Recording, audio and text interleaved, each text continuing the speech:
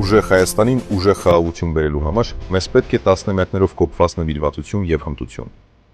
Արթուր Ավանեսյան, լեգենդար հետախույզ, գնդապետ։ Չկա որևէ զինծառայող, ով լսած չլինի Կանդազի սխրագործությունների մասին։ 1991 թվականին տեսնելով թշնամու գործած վայրենությունները, որպես կամավոր միացել է Լեոնիդ Ազգալդյանի եւ Վլադիմիր Բալայանի կողմից հիմնադրված ազատագրական բանակին։ Կրվել է որպես դիպուկահար, ապա մարտական ուղին շարունակել է որպես հետախույզ։ 1993 թվականին Մարտակերտի շրջանի հետախուզական վաշտի հրամանատարի տեղակալից մինչև 2012 թվականին 10-րդ լեռնահարաձգային դիվիզիայի հետախուզության պետ։ Արժանացել է բազմաթիվ պարգևատրումների եւ մեդալների, որոնց թվում են երկրորդ աստիճանի մարտական խաչը, Արցախի եւ Հայաստանի Հանրապետության արիության մեդալները եւ մարտական ծառայության առաջին եւ երկրորդ աստիճանի մեդալները։ 2014 թվականին թոշակի անցնելուց հետո, տեսնելով, որ հայրենիքն ունի իր կարիքը, վերադարձել է բանակ եւ կամավոր մասնակցել է 2016 թվականի ապրիլյան, 2020 թվականի 44-օրյա եւ 2023 թվականի Արցախի պաշտպանության պատերազմներին։